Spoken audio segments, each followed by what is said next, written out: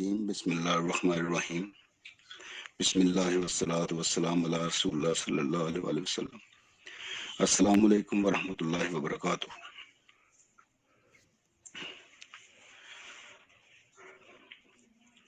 آج کا عنوان یہ رکھا تھا کہ ہم حضرت محمد مصطفیٰ صلی اللہ علیہ وآلہ وسلم کی آمد بارے قرآن پاک اور دیگر الہامی کتب میں جو خوشخبری دی گئی ہے اس کو دیکھیں کہ کس طرح سے انسانوں کی بقا، ہدایت، رہنمائی اور آخرت میں کامیابی کے لیے جتنے بھی انبیاء مبعوث فرمائے ان کی مختلف الہامی کتب میں آنے کی خوشخبری دی گئی، لیکن آپ صلی اللہ علیہ وسلم کے بارے میں ہر جو انبیاء جتنے بھی آئے ہیں اور جتنی الہامی کتب آئی ہیں ان میں آپ صلی اللہ علیہ وسلم کی آمد کی خوشخبری دی گئی سارے انبیاء کو۔ تو ظاہر ہے آپ صلی اللہ علیہ وسلم کی آمد بارے قرآن خود رقم تراز ہے اور گواہ ہے کہ اس سے قبل نازل ہونے والی تمام الہامی کتب نے آمد رسول صلی اللہ علیہ وسلم کی خوشخبری دی ہے۔ جہاں انبیاء علیہ الصلوۃ والسلام کو مختلف معجزات سے متصف کیا گیا، وہاں آپ صلی اللہ علیہ وسلم سے قبل انبیاء کے لیے آپ کی آمد کو خوشخبری کے طور پہ اور ایک معجزہ کے طور پہ بتایا گیا جو ہر آنے والے نبی علیہ الصلوۃ والسلام کو دی گئی، اور اس پہ یہ کہ رب کریم کے ہاں ان سے یہ عہد بھی لیا جاتا رہا کہ اگر آپ صلی اللہ علیہ وسلم ان کے عہد میں آتے ہیں تو وہ ان کی اطاعت کریں گے، اور آپ صلی اللہ علیہ وسلم کے اوصاف حمیدہ قرآن سے قبل الہامی کتب میں صراحت سے بیان کیے گئے ہیں۔ اگر قرآن میں چیدہ آیات کے اوپر جو آپ صلی اللہ علیہ وسلم کی آمد کی اطلاع دیتی ہیں اگر دیکھا جائے تو جیسے سورہ بقرہ کی آیت ہے کہ اے رب کریم ان لوگوں میں خود ان کی قوم سے ایک ایسا رسول اٹھائے جو انہیں تیری آیات سنائے، ان کو کتاب اور حکمت کی تعلیم دے اور ان کی زندگیاں سنوارے، تو بڑا مقتدر اور حکیم ہے۔ اس آیت سے یہ ماخوذ ہے کہ آپ صلی اللہ علیہ وسلم کا ظہور حضرت ابراہیم علیہ السلام کی دعا کا جواب ہے۔ یہ حضرت ابراہیم علیہ السلام نے جو دعا مانگی تھی یہ اس کا جواب ہے آپ صلی اللہ علیہ وسلم کی آمد۔ لیکن سورہ بقرہ کی آیت ہی 151 میں بھی فرمایا کہ رب کریم نے قرآن میں آپ صلی اللہ علیہ وسلم کی بعثت کو بنی و انسان پر ایک عظیم احسان اور مقصدیت قرار دیا ہے۔ فرمایا جس طرح میں نے تمہارے درمیان خود تم میں سے ایک رسول بھیجا جو تمہیں ہر آیات سناتا ہے، تمہاری زندگیاں سنوارتا ہے، تمہیں کتاب اور حکمت کی تعلیم دیتا ہے اور تمہیں وہ باتیں سکھاتا ہے جو تم نہیں جانتے تھے۔ دراصل نہ صرف آپ کی آمد کی خوشخبری دی گئی بلکہ آپ کی آمد کے بارے میں قرآنی آیات میں جا بجا اس مقصد کو بھی اجاگر کر دیا گیا جس مقصد کے لیے آپ صلی اللہ علیہ وسلم کی بعثت فرمائی گئی۔ تو ظاہر ہے جس میں زندگیاں سنوارنے کی بات کی گئی ہے، کتاب اور حکمت کی تعلیم کی بات کی گئی ہے، اور وہ علم جو علم نہیں جانتے تھے، اور خاص طور پر چونکہ مکہ کے جو مشرکین تھے، ظاہر ہے یہ تو بالکل ہی اجاڈ تھے، بدو تھے، علم سے نہ بلد تھے، تاریخ سے نہ بلد تھے۔ تو یہی وجہ ہے کہ ان کے ارد گرد رہنے والے اہل کتاب جو تھے وہ علم کے مالک تھے، وہ اہل کتاب بھی تھے اور وہ علم کے اوپر خاصی دسترس رکھتے تھے، اور وہ جانتے تھے جو مکہ اور مدینہ کے لوگ نہیں جانتے تھے۔ لیکن آپ صلی اللہ علیہ وسلم کی جو اصل جو ایک بڑی کلیئر اور بڑی واضح رب کریم نے آغاز ہی میں جو فرمایا آپ کے بارے میں وہ سورہ یاسین ہے۔ سورہ یاسین کا جو آغاز ہے بہت سارے مفسرین اور صحابہ کرام کا بھی یہ اتفاق ہے کہ سورہ یاسین کا جو نام ہے یہ نام بھی دراصل آپ صلی اللہ علیہ وسلم کے لیے ہی ہے، آپ کی طرف اشارہ ہے، سیدنا کا سید کی طرف اشارہ ہے، آپ کے نام کی طرف اشارہ ہے، اور سورہ یاسین کا آغاز ہی آپ کی آمد کی تصدیق سے ہوتا ہے۔ پہلے رب کریم قرآن کی قسم کھاتے ہیں اور پھر آپ صلی اللہ علیہ وسلم کی بحیثیت رسول آمد پر مہر ثبت کر دیتے ہیں۔ تو اگر اس کو دیکھا جائے تو یاسین والقرآن الحکیم، تو رب کریم یہاں قرآن کریم کے حکیم ہونے کی قسم کھاتے ہیں جس میں حکمت اور دانائی کی باتیں ہیں، اور یہ حکمت اور دانائی اس ذات کی ہے جو ذات علم کی مالک ہے اور جو علم پیدا کرتی ہے۔ پھر ساتھ ہی یہ کہہ دیا ان کلام المرسلین، قرآن جس میں آپ صلی اللہ علیہ وسلم کی آمد کی خوشخبری دی گئی ہے، پہلے اس کی قسم کھائی اس رب ذات نے جس نے وہ کلام اتارا، اور اس کے ساتھ ہی اگلی آیت میں یہ فرما دیا کہ انک لمن المرسلین، کہ بلا شبہ آپ صلی اللہ علیہ وسلم رسولوں میں سے ہیں، اور پھر یہ بھی بتا دیا ساتھ ہی کہ علی صراط مستقیم، کہ آپ سیدھے راستے پر ہیں۔ کفار، مشرکین، یہود یا نصارہ جاننے کے باوجود اگر حسد کی بنیاد پر بھی آپ کی ہدایت اور آپ کی اس معجزہ، آپ کی موجودگی سے انکار کرتے ہیں، تو اس میں کوئی حرج نہیں،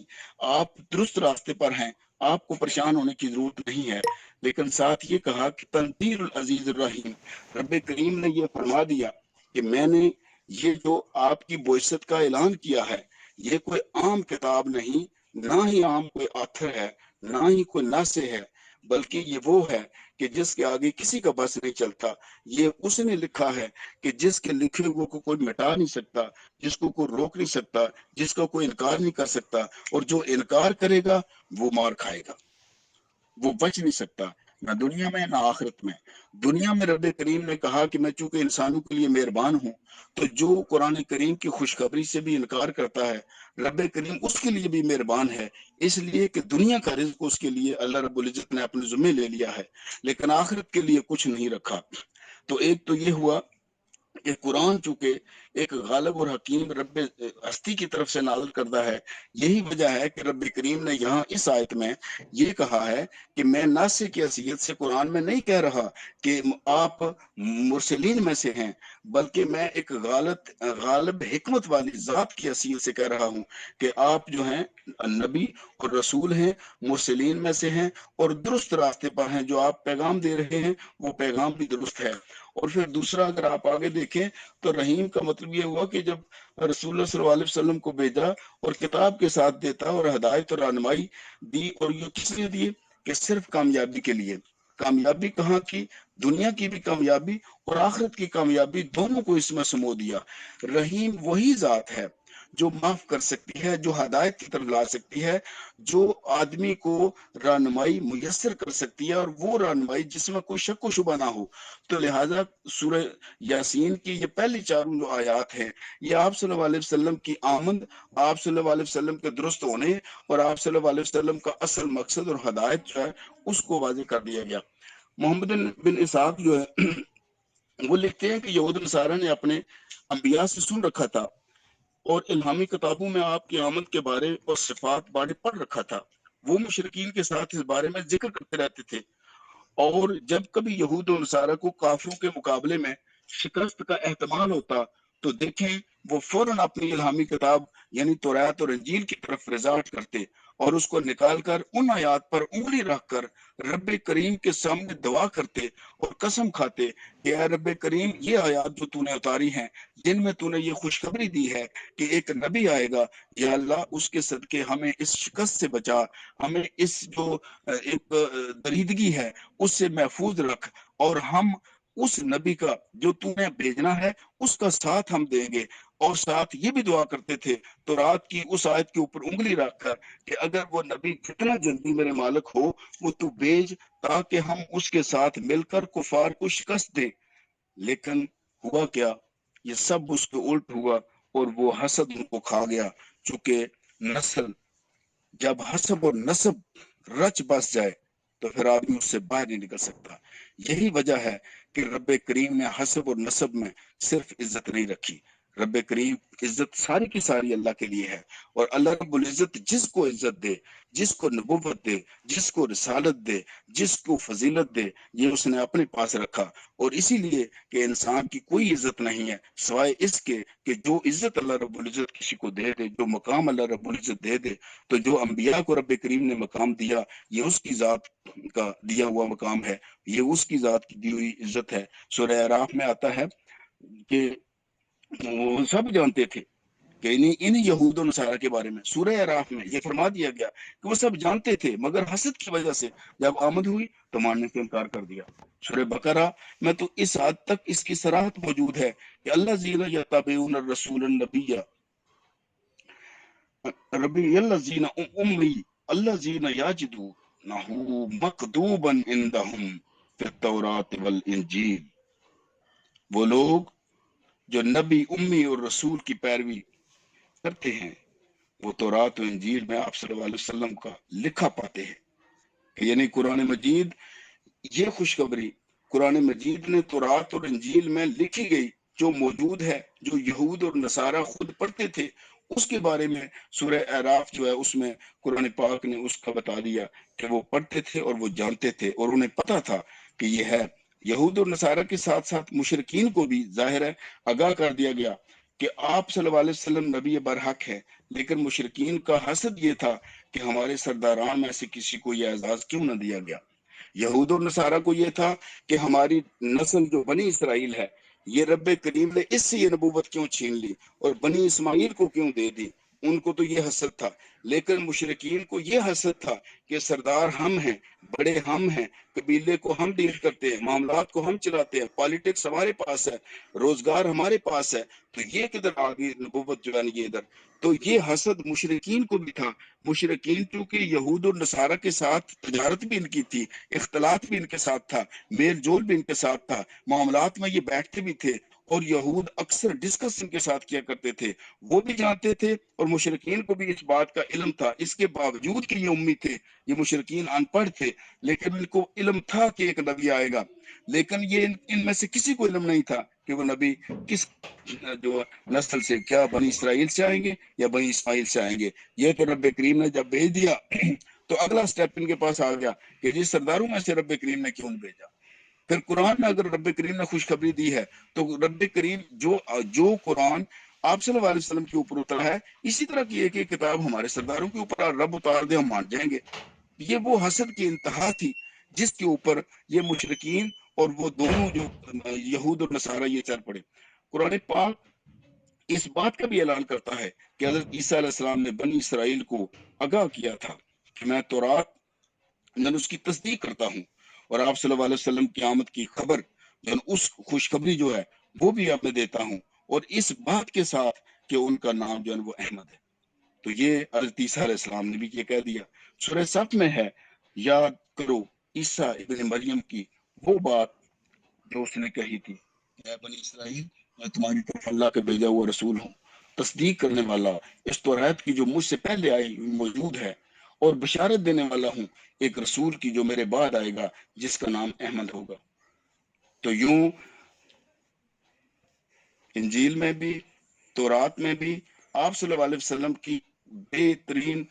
کھلے الفاظ میں، کھلی دلیل کے ساتھ آپ صلی اللہ علیہ وسلم کی آمد کی خوشخبری جو ہے وہ سنا دی گئی، اور یہ خوشخبری تینوں کے اوپر، یہود، عیسائیت اور مشرکین، ان تینوں کو یہ علم ہو گیا۔ مشرکین کا ہم نے دیکھ لیا کہ وہ اپنی وہ قبیلائی تعصب کے اوپر چلے گئے، اور وہ اپنی اس نسل اور اس کی بنیاد کے اوپر انکار کر دیا۔ لیکن سورہ فتح میں اگر آپ دیکھا جائے تو اس کی نوید اس طرح سے آئی ہے، اور سورہ فتح کا آغاز ہی آپ صلی اللہ علیہ وسلم کے نام سے رب کریم نے کیا، یعنی آپ صلی اللہ علیہ وسلم کی جو آمد ہے، تاکہ یہ پتہ ہو، تو جہاں ادھر احمد تھا تو یہاں سے شروع ہوتا ہے محمد۔ محمد اللہ رب العزت کے رسول ہیں، اور جو لوگ آپ صلی اللہ علیہ وسلم کے ساتھ ہیں وہ کفار پر سخت اور آپس میں رحیم ہیں۔ علامہ اقبال نے اسی بات کو ان اشعار میں یوں بیان کیا ہے، ہو ہلکا یاراں تو ریشم کی طرح نرم، رزم حق کے باطل ہو تو فولاد ہے مومن۔ قرآن کریم نے آپ صلی اللہ علیہ وسلم کی آمد بارے جو تمام انبیاء سے رب کریم نے عہد لیا تھا، رقم تراز ہے کہ یاد کرو اللہ رب العزت نے پیغمبروں سے عہد لیا کہ آج میں نے تمہیں کتاب اور حکمت و دانش سے نوازا ہے، کل اگر کوئی دوسرا رسول تمہارے پاس اسی تعلیم کی تصدیق کرتا ہوا آئے جو پہلے سے تمہارے پاس موجود ہے تو تم اس پر ایمان لانا ہوگا اور اس کی مدد کرنی ہوگی۔ یہ ارشاد فرمایا کہ اللہ تعالیٰ نے پوچھا کیا تم اس کا اقرار کرتے ہو اور میری طرف سے عہد کی بھاری ذمہ داری اٹھاتے ہو؟ تو سب انبیاء نے کہا ہاں ہم اقرار کرتے ہیں۔ تو یہ اتنا کھلا واضح دلیل، اور اسی آیت کا مفہوم جو ہے اس کو بخاری میں بھی روایت کیا گیا ہے، ابن عباس کی روایت ہے کہ اللہ تعالیٰ نے کوئی ایسا نبی نہیں بھیجا مگر اس سے وعدہ لیا کہ اگر ان کی زندگی میں آپ صلی اللہ علیہ وسلم مبعوث ہوں تو وہ ضرور ان پر ایمان لائیں گے اور مدد کریں گے، اور ان کو یہ حکم بھی دیا کہ وہ اپنی امت سے بھی وعدہ لو کہ اگر ان کی زندگی میں آپ صلی اللہ علیہ وسلم مبعوث ہوتے ہیں تو وہ ضرور ایمان لائیں گے، ان کی مدد اور اتباع کریں گے۔ تو گویا قرآن پاک اور آپ صلی اللہ علیہ وسلم کی جو حدیث ہے، آپ صلی اللہ علیہ وسلم کا جو قول ہے، اس کے مطابق دونوں صورتوں میں انبیاء کو خوشخبری دی گئی اللہ رب العزت کی طرف سے ان کی الہامی کتابوں کے ذریعے کہ محمد صلی اللہ علیہ وسلم آ سکتے ہیں، میرے نبی آئیں گے، لیکن سب انبیاء سے یہ عہد دیا کہ جب اگر آپ کے ہوتے ہوئے آئیں تو آپ کے اوپر لازم ہے کہ آپ ان کی اطاعت کریں گے اور ان کو مانیں گے، ان کی مدد کریں گے۔ لیکن ساتھ یہاں جو اس حدیث میں جو بخاری کی روایت ہے، اس میں ان انبیاء کو یہ بھی کہا گیا کہ وہ انبیاء اپنی امت سے بھی یہ عہد لیں گے کہ اگر آپ صلی اللہ علیہ وسلم مبعوث ہوتے ہیں تو وہ امت بھی ان کو مانے گی اور ان کی مدد کرے گی۔ لیکن اس کے برعکس ہوا کہ یہود اور نصارہ جو ہیں انہوں نے حسد کی بنیاد کے اوپر اس سے انکار کر دیا اور کفر کی طرف چلے گئے اور سخت مخالفت کو مول لے لیا۔ اسی حدیث مبارکہ اور سورہ عمران کی آیت جو ہے اس یہ صراحت کرتی ہیں کہ تمام انبیاء کو رب کریم نے آپ صلی اللہ علیہ وسلم کی آمد کی خبر دی اور اتباع کا حکم دیا، اور انبیاء نے اپنے امتوں کو اتباع اور مدد کی تعلیم دی۔ امام احمد نے ابو امامہ باہلی سے نقل کیا ہے کہ انہوں نے کیا کہا کہ اے اللہ تعالیٰ کے رسول صلی اللہ علیہ وسلم، آپ کے معاملہ کی ابتدا کیسی ہوئی تھی؟ فرمایا میں اپنے باپ ابراہیم کی دعوت اور عیسیٰ علیہ السلام کی خوشخبری ہوں، اور میری ماں نے دیکھا کہ اس کے جسم سے نور نکل رہا ہے جس سے ملک شام کے محلات روشن ہو گئے۔ بخاری میں روایت ہے، امام احمد نے عطا بن یسار سے روایت کی ہے کہ میں نے عبداللہ بن عمرو بن عاص سے کہا کہ مجھے جو آپ صلی اللہ علیہ وسلم کی صفات تورات میں ہے بتاؤ، تو اس نے کہا ہاں خدا کی قسم وہ قرآن کی طرح تورات میں بھی موصوف ہے۔ اے نبی، ہم نے آپ کو گواہی دینے والا، ڈرانے والا، امیوں کی حفاظت کرنے والا بنا کر بھیجا ہے۔ تو میرا بندہ اور رسول ہے، میں نے تیرا نام متوکل رکھا ہے، نہ تو سخت دل، نہ تو ترش رو ہے، نہ ہی بازاروں میں چیخنے چلانے والا، نہ بڑائی کا بدلہ، نہ برائی کا بدلہ برائی سے دیتا ہے، بلکہ معاف اور درگزر کرتا ہے۔ عرب کے کہنوں کو حضور صلی اللہ علیہ وسلم کی خبر آمد جنات میں سے شیاطین کے ذریعے ملی، کیونکہ عرب کہنوں کے پاس جایا کرتے تھے، اس لیے اکثر آپ کی آمد کا ان میں ذکر کرتے رہتے تھے۔ اس طرح عرب آپ صلی اللہ علیہ وسلم کی آمد سے بے خبر نہ تھے۔ آپ صلی اللہ علیہ وسلم کی آمد کا زمانہ قریب ہوا تو شیاطین کو باتیں سننے سے منع کر دیا گیا اور ان کے درمیان اور رکاوٹیں کھڑی کر دی گئیں، اور اگر کوئی سننے کی کوشش بھی کرتا تو ستاروں کے تعاقب سے باہر بگایا جاتا۔ تب شیطانوں کو معلوم ہوا کہ رب کریم کے ہاں کوئی نیا واقعہ پیش آیا ہے۔ قرآن کریم اس واقعے کے بارے میں اس طرح سے رقم تراز ہے کہ اے نبی کہو میری طرف وحی بھیجی گئی ہے کہ جنوں کے ایک گروہ نے غور سے سنا، پھر جا کر اپنی قوم کے لوگوں سے کہا ہم نے ایک بڑا عجیب ہی قرآن سنا ہے، راہ راست کی طرف رہنمائی کرتا ہے، اس لیے ہم اس پر ایمان لے آئے ہیں، اور اب ہم ہرگز اپنے رب کے ساتھ کسی کو شریک نہیں کریں گے۔ اس سے یہ ثابت ہوا کہ جنوں کو بھی اس کی خوشخبری قرآن پاک سے یہ خوشخبری مل گئی، اور جب جنوں کو یہ ملی تو وہ ظاہر مسلمان نہیں تھے اور وہ بھی مشرک ہوں گے، تو تبھی انہوں نے کہا کہ ہم بھی ایمان لے آئے اور ہم اس کے بعد اب شرک کی طرف نہیں جائیں گے اور ہم اپنی قوم کو بھی یہ بتائیں گے۔ عاصم بن عمر فرماتے ہیں کہ ہمارا قبول اسلام اللہ تعالیٰ کے کرم اور اس کی رحمت کے ساتھ ساتھ یہود سے میل جول کی وجہ سے تھا، اس لیے چونکہ آپ صلی اللہ علیہ وسلم کی آمد کی خبریں وہی سنایا کرتے تھے۔ ہم اہل شرک و بت پرست تھے، وہ اہل کتاب و صاحب علم تھے۔ جب کبھی کوئی جھڑپ ہوتی اور اگر ان کو شکست ہوتی تو وہ کہا کرتے تھے کہ ہم بدلہ لیں گے، ایک نبی آنے والے ہیں، ہم ان سے مل کر تمہیں سبق سکھائیں گے۔ یہ یہود اور نصارہ مکہ والوں کو اور مدینہ والوں کو کہا کرتے تھے، ان مشرکوں کو کہا کرتے تھے، لیکن کہ ہم آپ صلی اللہ علیہ وسلم کے ساتھ مل کر بدلہ لیں گے آپ سے۔ لیکن جب آپ آئے تو دیکھیں کہ جب گمراہی گھر کر لے اور ضلالت سر چڑھے تو پھر آدمی کو راستہ نہیں ملتا، اور انہوں نے حق کا انکار کر دیا۔ یہود و نصارہ کم ہی ایمان لائے، وہ آپ کی آمد کی خوشخبری کے مبلغ تھے، لیکن حسد و تنگ نظری ان کی ہدایت کی راہ میں رکاوٹ رہی۔ آپ صلی اللہ علیہ وسلم کا فرمان ہے ہر نبی کو ایسی باتیں دی گئی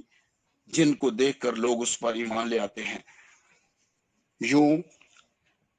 انبیاء کا جو سلسلہ تھا، ہر نبی نے آپ صلی اللہ علیہ وسلم کے آنے کی نبیت سنائی، اللہ رب العزت نے الہامی کتابوں میں بھی سنائی۔ وہ لوگ جو آپ صلی اللہ علیہ وسلم کو نہیں مانتے تھے، جو ادروائز شیطانوں کے جو چیلے تھے، وہ جو قانون جن کو کان کہا جاتا تھا، جو بادشاہوں کی ترغیب کیا کرتے تھے، ان کے معاملات کو ڈیل کرتے تھے، ان کو بھی یہ خبر تھی کہ آپ صلی اللہ علیہ وسلم آئیں گے۔ اور اس کے بعد آپ صلی اللہ علیہ وسلم کی آمد کا جب فیصلہ ہوا تو اس وقت آسمانوں کے اوپر جو سیکیورٹی ہے اس کو جیسے کہا کہ شہاب ثاقب جو ہے، یہ شیطان جب سن کو لینے کے لیے جاتے ہیں آسمانوں کی طرف تو ان کے اوپر جو آگ کے گولے پھینکے جاتے ہیں، تاکہ اب وہ آپ صلی اللہ علیہ وسلم کے بعد یہ راستہ ہمیشہ کے لیے شیطانوں کا یہ بند ہو گیا۔ رب کریم ہمیں آپ صلی اللہ علیہ وسلم، جن کو سارے انبیاء، ساری الہامی کتابیں اس طرح سے متصف کرتی ہیں جس طرح سے قرآن پاک نے بھی متصف کیا ہے، ہمیں توفیق دے کہ ہم اس کو سمجھ سکیں اور ہم آپ صلی اللہ علیہ وسلم کی تعلیمات پر عمل کر سکیں اور اپنی زندگی کو اس کے ساتھ بتائیں، تاکہ ہم دنیا میں بھی کامیابی کے ساتھ رہیں، اور وہ جو قرآن نے راستہ اور آپ صلی اللہ علیہ وسلم کی سیرت نے جو راستہ گڑھ کے ہمیں دے دیا، ایک کار کر دیا، ہم اسی راستے کے اوپر جو ہے وہ چلتے رہیں۔ اور آخرت میں کامیابی اسی بات کے اوپر ہے کہ ہم آپ صلی اللہ علیہ وسلم کے اوپر تہ دل سے ایمان لائیں، اور وہ سارے انبیاء جو گزر گئے ہیں ان کے اوپر بھی ہم ایمان لائیں، اور اس ایمان کا یہ عالم ہو کہ جب بھی ہم انبیاء کے بارے میں سوچیں دل میں ایک خوشی کی لہر دوڑ جائے۔ یہی وجہ ہے کہ جہاں کہیں قرآن پاک میں انبیاء نے آپ صلی اللہ علیہ وسلم کا بھی ذکر کیا تو اس کو خوشخبری کا نام دیا، اس کو دل کو سکون دینے والی بات کا نام دیا۔ رب کریم یہ سکون ہمارے دلوں میں قائم رکھے اور اسی محبت اور عزت کے ساتھ ہمیں قرآن اور سیرت کے ساتھ جوڑے رکھے۔ جزاک اللہ، اللہ خدا۔